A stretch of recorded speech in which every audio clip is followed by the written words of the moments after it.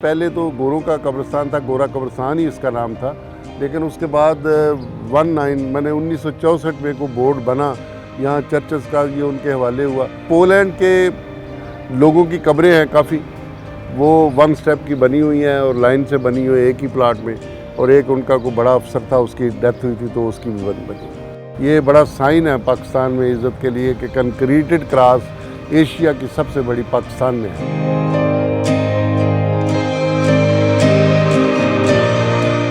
6-7 साल पहले या 8 साल पहले मिस्टर परवेज़ हेनरी गिल आए और उन्होंने अपनी ख्वाहिश का इजहार किया कि मैं यहाँ पर क्रॉस बनाना चाह रहा हूँ, कंक्रीटेड क्रॉस। तो मैंने उसको परमिशन दी, उस बंदे ने बड़ा दिल से पैसा खर्च किया और 2, 2.5, 3 साल लग गए इसको मुकम्मल होते होते, और खुदा का शुक्र है कि पाकिस्तान का वक़ार बुलंद हुआ है दुनिया में।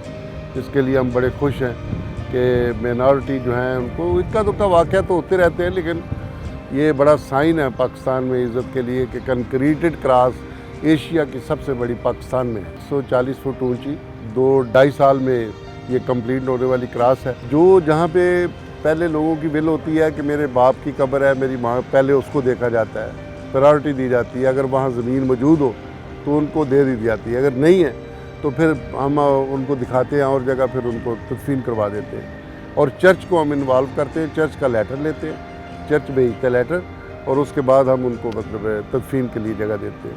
कोई नोबल नहीं, सब इक्वल है।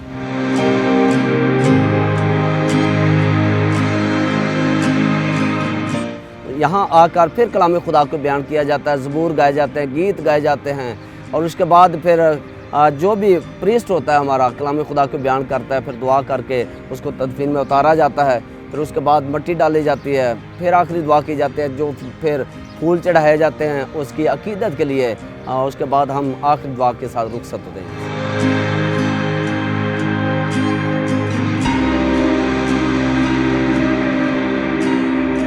पहले तो गोरों का कब्रिस्तान था, गोरा कब्रिस्तान ही इसका नाम था, लेकिन उसके बाद 1964 में को बोर्ड बना, यहाँ चर्चेस का ये उनके हवाले हुआ, तो उस वक्त से यहाँ एक बोर्ड काम कर रहा है। पहले तमाम चर्चेस का था, तो 2006 में फिर इसको 2 चर्चेस ने अपने हैंड ओवर किया और इसको चला रहे हैं, चर्च ऑफ पाकिस्तान और रोमन कैथलिक चर्च। चेयरमैन की सीट उनके पास है, सेक्रेटरी की चर्च ऑफ पाकिस्तान के पास, प्रोटेस्टेंट के पास। मैं सेक्रेटरी हूँ, चेयरमैन उनका होता है रोमन कैथलिक का। 8 लोग होते हैं, 4 उनके होते हैं, 4 हमारे होते हैं।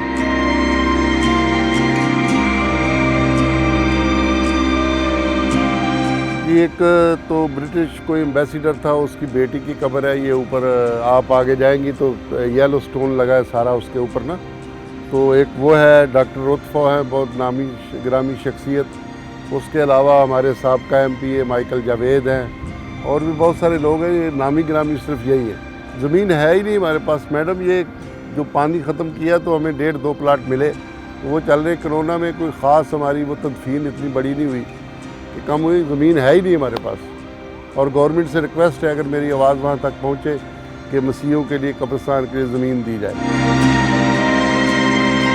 2 नवंबर को होती है, जो मुर्दों की ईद भी कहा जाता है। बेशुमार लोग अपने बिछड़े हुए, जो प्यार उनके बिछड़े होते हैं, उनसे मुलाकात के लिए आते हैं। वो जिस्मानी एतबार से वो हमसे रुखसत हो जाते हैं, लेकिन मसीहत के अंदर एक पुरुम्मीद है। यीशु मसीह मरा, तीसरे दिन मुर्दों में से जी उठा, और उसके चाहने वाले भी आखिरत में जी उठेंगे। रस्मात तो इसी तरीके से, ज़ाहिर सी बात है, जब का अदन की बात करते हैं तो वही खुदा एक ही है, और सारी रस्मात उस तरीके से ही की जाती हैं जिस तरीके से पहले की जाती थी। आज भी उसी तरीके के साथ बड़ी सुलझे तरीके से, बड़ी ध्यानदारी के साथ जब लोग जनाजा गाह में आते हैं, कब्रिस्तान में आते हैं, तो बड़ी अकीदत के साथ वहाँ पर खड़े होते हैं जब तक दुआ ख़त्म नहीं होती।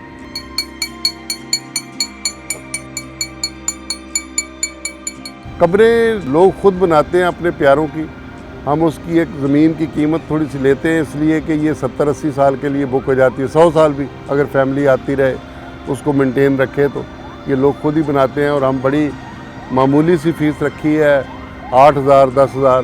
पोलैंड के लोगों की कब्रें हैं काफ़ी, वो वन स्टेप की बनी हुई हैं और लाइन से बनी हुई एक ही प्लाट में, और एक उनका कोई बड़ा अफसर था, उसकी डेथ हुई थी तो उसकी भी बनी। कोई हिस्ट्री नहीं है।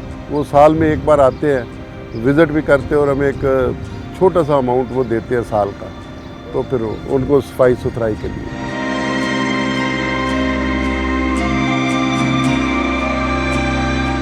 मिनॉरिटी के लिए हमने 2014 में मिनॉरिटी के राइट्स के लिए, मिनॉरिटीज़ की लीगल फ्रेम्स को और कॉन्स्टिट्यूशनली उनकी सहूलतों के लिए हमने एक केस डाला था और उस वक्त से लेके आज तक मुसलसल जिदोजहद कर रहे हैं। जो इलाका है ये कैंटोनमेंट की हदूद में आता है और कैंटोनमेंट जो है उसने हमें जो CSD कैंटीन की तरफ से रोड आ रहा है उसकी दीवार बनवा के दी, लेकिन बाज़ औक़ात कोई जुलूस जाते हैं या बाज़ औक़ात लोग जो है ना जज्बाती हो जाते हैं, तो वो अपना गुस्सा या अपने जज्बात जो हैं वो हमारी दीवारों पे उतार देते हैं और कभी कभार ये लोग अंदर आके सलीबों को और कब्र को और उसकी कब्र की हुर्मत को भी नुकसान पहुंचाते हैं, स्टैचूज़ तोड़ जाते हैं। और ख़ास तौर पे जो भजट्टा लाइन की जो हमारी साइड है जो आशा भवानी की तरफ से लगती है, हम इनकी वजह से बहुत परेशान हैं, बल्कि वो सेवरेज की लाइन भी हमारी तरफ निकाल देते हैं, कचरा हमारी तरफ फेंक देते हैं। कराची जो है वो 7 डिस्ट्रिक्ट पे जो है ना मुश्तमिल हो गया है, तो हमारे पास वही एक सेंट पैट्रिक है, वही एक सेंट जोसेफ है। इन्होंने कोई हमें ज़मीन ऑफ़र नहीं की, कोई ज़मीन हमें दी नहीं। मिनॉरिटीज़ को इस बात का अपनी रियासत से बड़ा गिला है कि उन्होंने जब वो शहर को डेवलप करते हैं ना चर्च के लिए जगह छोड़ते हैं, ना मंदिर के लिए, ना गुरुद्वारे के लिए। तो मेरी रियासत से गुजारिश है कि जब आप नए शहर आबाद करते हैं तो बराए मेहरबानी इन लोगों को भी अपना पाकिस्तान का हिस्सा समझे और इनके लिए भी जो है ना वो जगहें ज़रूर निकालें।